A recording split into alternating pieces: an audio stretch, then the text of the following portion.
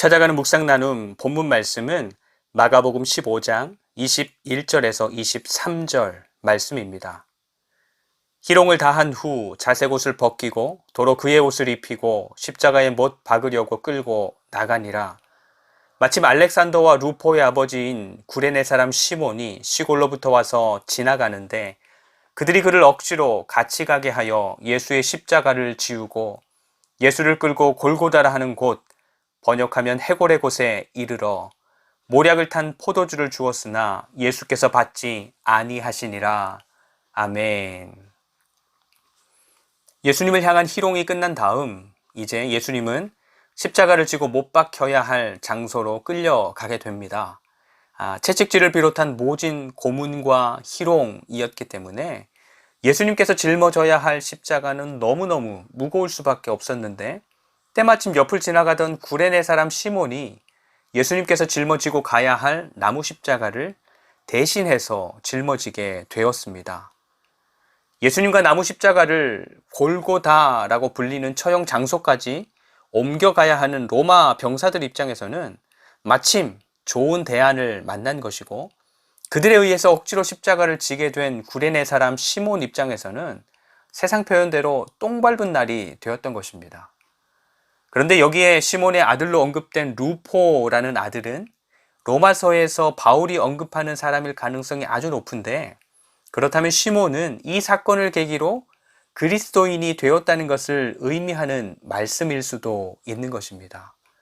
명절을 지키러 예루살렘에 왔다가 갑자기 만나게 된 군사들에 의해서 나무 십자가를 억지로 지고 골고다까지 같이 가게 되는 속된 말로 재수없는 날이었지만 그 재수없었던 사건 덕분에 영원한 생명을 얻게 된 엄청난 행운의 사람이 바로 구레네 사람 시몬이었던 것입니다.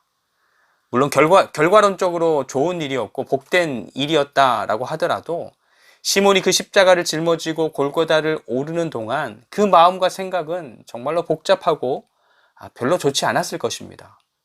하지만 그가 억지로 또 힘들게 걸어갔던 곁이 예수님의 곁이었기에 그 몸으로 겪었던 모든 고생과 어려움과 당황함이 엄청난 은혜와 영광으로 훗날에 다시금 그 삶에 누려졌을 것입니다. 삶의 현장에서 때때로 내가 그리스도인이라는 것이 나로 하여금 억지로 뭔가를 하게 할 수 있습니다. 반대로 교회에서 내가 맡은 직분이나 직임이 나로 하여금 억지로 뭔가를 하지 못하도록 할 수도 있습니다. 하지만 우리가 서 있는 그 곁이 주님의 곁이라면 우리가 억지로 하거나 하지 않는 그 일이 주님 안에서 되어지는 일들이라면 결국에 그 순종이 은혜와 영광으로 내 삶에서 발견될 수 있을 것입니다. 그러니 때때로 억지로 하거나 또는 억지로 하지 못하게 되는 그 어떤 일들로 인해서 마음이나 감정이 몹시 상하거나 혹은 억울한 것을 막 변명하고 설명하느라 막 핏대를 세우거나 결국 분을 참지 못해서 터뜨리지 말고 끝까지 주님 안에 머물고 서기 위해서 애를 쓰는 그러한 삶이 되면 좋겠습니다. 그래서 혹시나 오늘 혹은 때때로 우리의 삶에서 구레네 시몬처럼 갑자기 억지로 가게 되어도 결국에는 그것이 은혜와 영광으로 하나님께 고백되는 역전의 삶, 참 그리스도인의 삶이 되기를 축복합니다. 오늘의 묵상 질문입니다.